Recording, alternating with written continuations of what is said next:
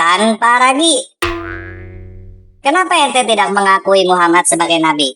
Muhammad adalah suri teladan yang berakhlak paling mulia. Muhammad adalah suri teladan.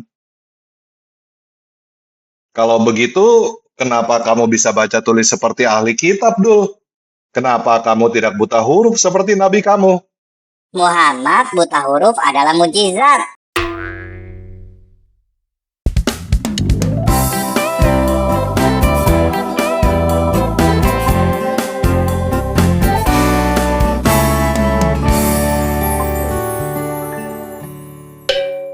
Bagaimana buta huruf disebut sebagai mujizat? Karena bagaimana mungkin seseorang yang tidak bisa membaca dan menulis dapat menghasilkan kitab yang begitu sempurna? Maksud kamu Muhammad yang menghasilkan Al-Quran? Iya. Apakah Muhammad sendiri yang menulis dan membukukan Al-Quran? Maksudmu secara fisik? Iya. Apakah dia pegang pena dan menulisnya sendiri? Tidak. Nabi Muhammad buta huruf. Tentu saja dia tidak menulisnya sendiri. Jadi siapa yang menulisnya? Para sahabatnya. Lalu, apa mujizatnya? Seseorang yang buta huruf minta tolong sahabatnya untuk menulis adalah sesuatu yang wajar.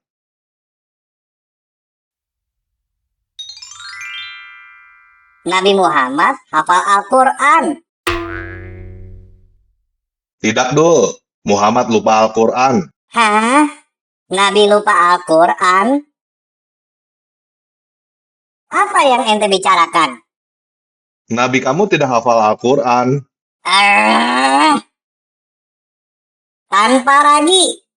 Ente menghina nabiku. Tidak, Dul. Saya berbicara kebenaran. Nabi kamu memang lupa Al-Quran.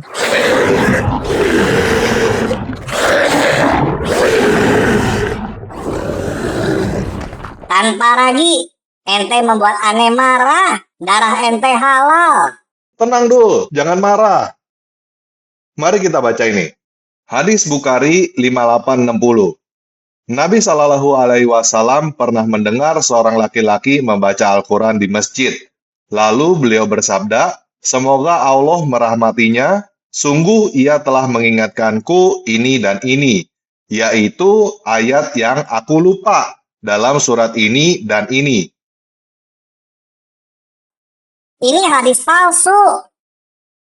Yuk kita baca lagi hadis Muslim 1311. Pada suatu malam, Nabi Shallallahu Alaihi Wasallam mendengar seorang laki-laki membaca Al-Quran. Maka beliau bersabda, "Semoga Allah memberinya rahmat. Ia telah mengingatkanku ayat ini dan ini, yakni ayat yang aku lupa dari surat ini dan surat itu." Ini tidak mungkin.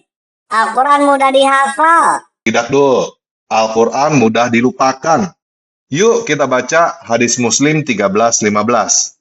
Sering-seringlah kalian membaca mushaf ini. Sepertinya ia juga mengatakan Al-Quran. Karena ia lebih cepat hilangnya dari dada para penghafalnya daripada unta dari ikatannya. Al-Quran tidak boleh dilupakan. Abdul, kenapa kamu mengharamkan apa yang dihalalkan oleh Allah? Coba baca hadis Bukhari 4651 ini, Dul. Alangkah celakanya seseorang yang berkata, "Aku lupa ayat ini dan ini." Akan tetapi, hendaklah ia mengatakan, "Aku telah dilupakan." Jadi, kalau ada orang yang lupa ayat Al-Quran, dia tidak boleh berkata dia yang lupa. Tetapi dia harus berkata, Allah yang telah membuat dia lupa ayat Al-Quran. Lagi pula, Al-Quran surah 2 ayat 106 berkata, "Ayat yang kami batalkan atau kami hilangkan dari ingatan, pasti kami gantikan dengan yang lebih baik, atau yang sebanding dengannya. Tidakkah kamu tahu bahwa Allah Maha Kuasa atas segala sesuatu?" Jadi, kamu tidak perlu marah-marah begitu kalau Al-Quran dilupakan, Dul. Kalau Al-Quran dilupakan, berarti Allah yang maunya begitu, karena Allah Maha Kuasa. Dan kalau orang melupakan Al-Quran, Allah akan memberikan yang lebih baik, atau setidaknya sebanding dengan Al-Quran. Mana ada yang lebih baik daripada Al-Quran? Bagi saya sih, Taurat dan Injil lebih baik daripada Al-Quran, Dul.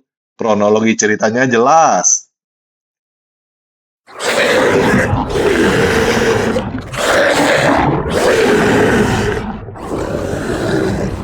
Kenapa Abdul Gabang marah ya? Walau burung beo yang tak sadar bego, bangga sampai mati, hafal tanpa ngerti. Matahari masuk lumpur, mani keluar dari sumbi. Embak ini anak angkat, babi haram babu halal. Halo kadang burung sing nurani rabun, paling suka bohong, kerjanya ngegarong. Matahari masuk lumpur, mani keluar dari sumbi. Embak ini anak angkat, babi haram babu halal.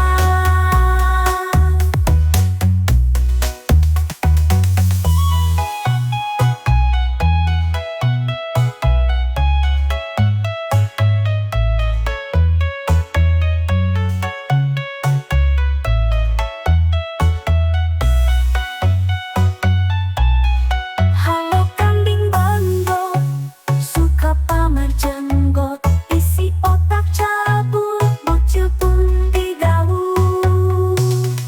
Matahari masuk lumpur, mani keluar dari sumbi. Embak ini anak angkat, babi haram babu halal. Matahari masuk lumpur, mani keluar dari sumbi. Embak bini anak angkat, babi haram babu halal.